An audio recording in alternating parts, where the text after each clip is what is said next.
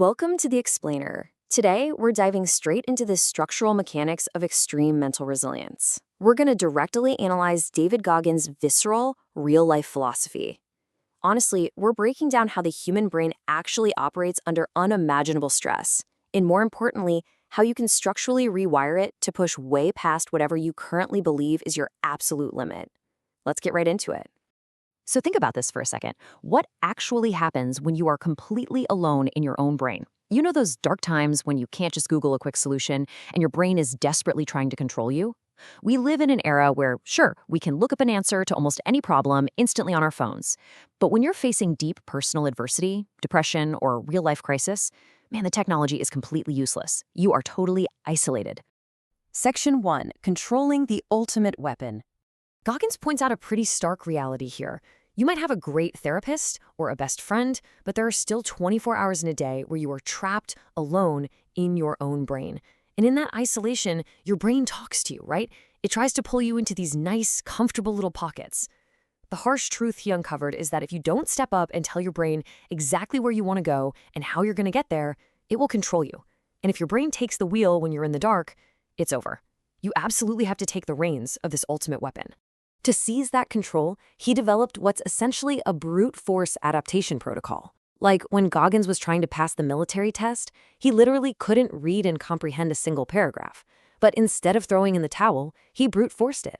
He read it, failed, wrote it out, failed, and just kept writing it out again. He did the exact same thing with swimming when he realized he was negatively buoyant in the water. He just kept going back. By giving his mind absolutely no way out, it was forced to adapt. His brain eventually realized, okay, well, we're going to have to figure this out because he is not going to stop. That right there is the magic moment your brain shifts from resisting to adapting. Section 2. Embracing the new norm. $7. That staggering number represents the monthly rent of a place Goggins lived in for a short period growing up. Now, when his family eventually moved to a place that cost $236 a month, he said it felt like a massive upgrade, and he never, ever wanted to go back to that $7 place. But here is the psychological key. He realized that if he ever did have to go back to that $7 a month place, and he truly deeply accepted that, hey, this is where I live now, his mind would simply say, Roger that, this is home. Basically, your mind accepts whatever reality you absolutely force upon it. To really wrap our heads around how he survived, let's compare two distinct realities. In normal circumstances, Navy SEAL training is a standard 6-month timeline. That's the old norm. But Goggins? He was in it for 18 months, going through Hell Week 3 separate times in a single year.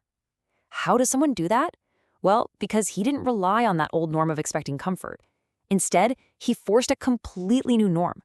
When his body was breaking down with stress fractures and shin splints, he literally duct taped his feet and told his mind, this is my new normal. I go to work every day, and my job is suffering.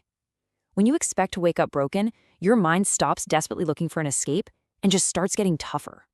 So the crucial takeaway here is that to survive what he described as literal hell, he didn't just endure it like a victim. He mentally became the devil. He took complete ownership of the environment. There was absolutely nothing outside the walls of that suffering for him. He became the boss, the owner, the CEO of the suffering. When you completely immerse yourself in an awful situation and become the owner of it, you rip away any hope of retreat. And that is when your brain locks in for pure survival. Section 3. Redefining your maximum potential. 297. That massive number was David Goggins' weight in pounds when he was working for Ecolab, spraying for cockroaches and bringing in just $1,000 a month. And you know what's truly terrifying about that? At that time, he genuinely believed that was him operating at his 100% potential. He actually thought he was trying hard. There is a terrifying gap between what he thought was his absolute maximum effort and what he achieved just a few years later. On one hand, we have the 297-pound exterminator living in his comfort zone. On the other hand, a 191-pound Navy SEAL graduate, literally 106 pounds lighter and infinitely stronger. This illustrates a profound realization for all of us. Most of us have absolutely no idea what is actually inside of us. When we think we're giving our absolute maximum effort, we're usually barely scratching the surface of our true capacity. You see, true effort isn't what society tells us it is. It's definitely not about having fun. True trying hard is an absolute obsession. It's when you accept that your new norm isn't meant to be enjoyable in the slightest. If your mind knows you're kind of faking it or lying to yourself about your commitment, it just won't adapt.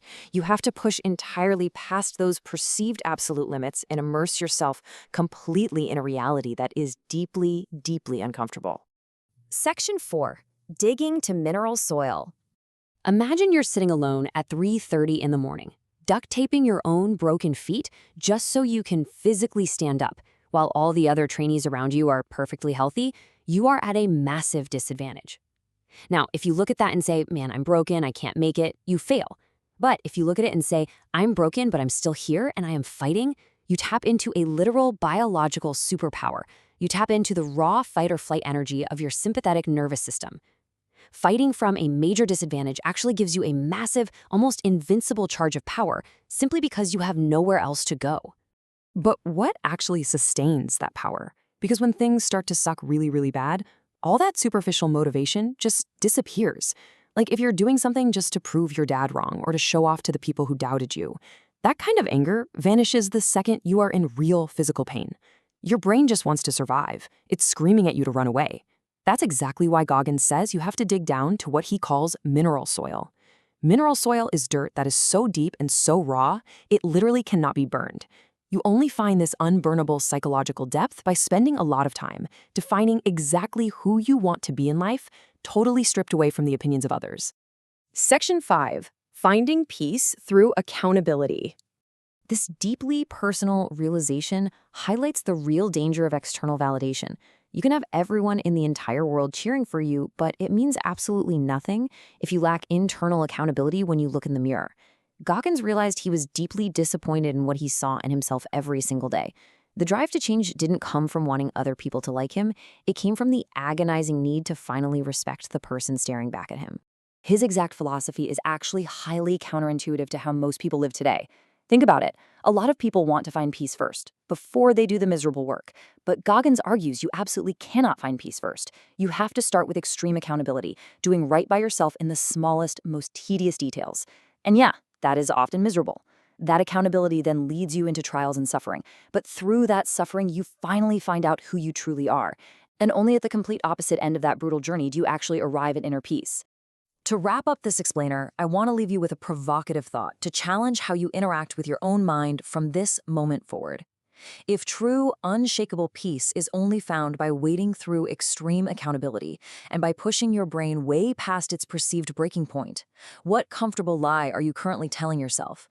What harsh reality are you avoiding today? Remember, your brain is the ultimate weapon, but it's entirely up to you to decide who is pulling the trigger. Thank you so much for joining me, and I hope this deeply shifts the way you view your own potential.